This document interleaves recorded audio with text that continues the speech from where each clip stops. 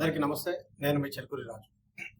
తెలంగాణ రాష్ట్రంలో మున్సిపల్ ఎన్నికల్లో జరుగుతున్నటువంటి దారుణమైన పరిస్థితులు గతంలో ఎన్నడూ కూడా చూడనటువంటి పరిస్థితులు.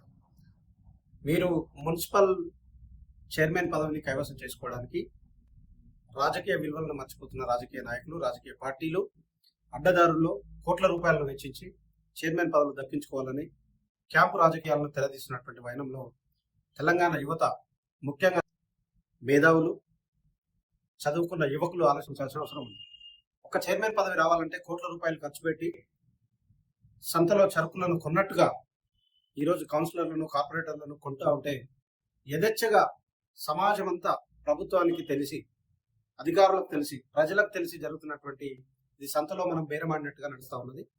ముఖ్యంగా ఈరోజు ఇబ్రాహీంపట్నం నియోజకవర్గంలో కూతవేటు దూరంలో హైదరాబాద్కు ఉన్న ఇబ్రాహీంపట్నం మున్సిపాలిటీలో చైర్మన్ పదవి ఎన్నిక జరగాల్సి ఉంటాయి. కానీ ఈరోజు అనివార్య కారణాల వల్ల క్రియేట్ చేసి ఈ కారణాల ద్వారా ప్రజలకు ఒక భయంకరమైనటువంటి ఆలోచనలు ఇవ్వడానికి ఈరోజు అన్ని రాజకీయ పార్టీలు భావిస్తున్నట్టుగా మనం అనుకోవచ్చు. ఎందుకంటే ఇబ్రాహీంపట్నంలో మున్సిపల్ చైర్మన్ కావాలంటే ఖచ్చితంగా 5 నుంచి 10 కోట్ల రూపాయలు నీ దగ్గర ఉంటేనే నువ్వు రాజకీయాలు చేయాలి, లేకుంటే లేదు అనేటువంటి దుర్మార్గమైనటువంటి ఆలోచనను ప్రజలకు అందించే ప్రయత్నం ఈరోజు రాజకీయ పార్టీ నాయకులు చేస్తున్నటువంటి పరిస్థితులు చూస్తా ఉన్నాం. ముఖ్యంగా దళిత బహుజన మేధావులారా, దళిత బహుజన బిడ్డలారా, రాజకీయాలు చేయాలనుకుంటున్న యువకులారా ఆలోచన చేయండి. ఇలాంటి పరిస్థితులే భవిష్యత్తులో ఎదురైతే నువ్వు, నేను, మీరు అందరం కూడా రాజకీయాలను వదులుకొని మనం మళ్ళీ బానిసత్వంలోకి వెళ్ళాల్సినటువంటి పరిస్థితి దారుణంగా కనిపిస్తా ఉంది. హెచ్చరిస్తా ఉన్న మనల్ని మీరు రాజకీయాలు చేయలేరు, డబ్బున్న వాళ్ళని రాజకీయాలు చేయగలరు అనేటువంటి దుర్మార్గమైన భావజాలంతో ఈరోజు వాళ్ళంతా ప్రయత్నాలు చేస్తా ఉన్నారు. దీన్ని తిప్పికొట్టి ముక్త కంఠంతో ఖండించాల్సినటువంటి బాధ్యత మనందరి మీద ఉంది. ఒక దేశ పౌరుడిగా, రాష్ట్ర పౌరుడిగా, ఇబ్రాహీంపట్నం నివాస బిడ్డగా మీరందరూ కూడా దీనిపైన ఆలోచన చేయాలి. మీరు గట్టిగా నిలబడితే తప్ప ఈరోజు ఇలాంటి పెట్టుబడిదారి వ్యవస్థలో ఉన్న రాజకీయ నాయకులు వాళ్ళ రాజకీయాల ఆగడాలను బంద్ చేసి వాళ్ళు ఇలా చూడండి, ఒక్క చైర్మన్ పదవికి 5 నుంచి 10 కోట్లు ఖర్చు పెట్టాలి, ఒక్కొక్క కౌన్సిలర్ను కిడ్నాప్లు చేస్తున్నారని న్యూస్ వస్తున్నాయి, లేకపోతే వాళ్ళందరినీ తీసుకెళ్లి ఫామ్ హౌజుల్లో, లేకపోతే ఆంధ్ర, రాయలసీమలో ఎక్కడెక్కడో దాస్తున్నారని చెప్పి మెసేజ్లు వస్తా ఉన్నాయి. ఏమిటి కోసం మీరు దాస్తా ఉన్నారు? దేనికోసం మీరు ఈ ప్రజాస్వామ్యంలో కౌన్సిలర్లకి స్వేచ్ఛగా ఒక చైర్మన్ ఎన్నుకునేటువంటి వ్యవస్థ లేదా? ఈ వ్యవస్థను, ప్రజాస్వామ్యాన్ని ఎందుకు మీరు కూలి చేస్తున్నారు అని నేను ప్రశ్నిస్తా ఉన్నా.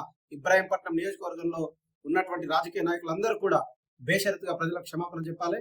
ప్రజలకు అండగా నిలబడాల్సిన సమయం ఇది. ప్రజలను, ప్రజాస్వామ్యాన్ని మోసం చేసిన వాళ్ళు ఎవరు కూడా చరిత్రలో, రాజకీయాల్లో ఉన్నట్టుగా లేదు. మీరు ఖచ్చితంగా కనుమరుగవుతారు. డబ్బుతో రాజకీయాలు శాసిస్తామని కోకొల్లలుగా ఈ దేశంలో 75 సంవత్సరాల నుంచి వస్తా ఉన్నారు, పోతా ఉన్నారు. కానీ ప్రజాస్వామ్యం, భారత రాజ్యాంగ విలువలు ఖచ్చితంగా వాటిని కాపాడతాయి. అలాంటి అహంకారపూరితమైనటువంటి ధోరణి ఉన్న రాజకీయ నాయకులు ఎవరైనా ఉంటే వాళ్ళు ఖచ్చితంగా రాజకీయంలో మూల్యం చెల్లించక తప్పదు. ఖచ్చితంగా వాళ్ళు భవిష్యత్తులో రాజకీయాలను కనీసం దగ్గర నుంచి చూసే పరిస్థితి లేకుండా ప్రజలు తరిమి కొడతారని నేను తెలియజేస్తా ఉన్నా. మీరు కూడా యువకులు ముఖ్యంగా ఆలోచన చేయాలి. ఈరోజు మనం ఇబ్రాహీంపట్నం పేరు సిగ్గుపడాల్సిన పరిస్థితి వచ్చింది.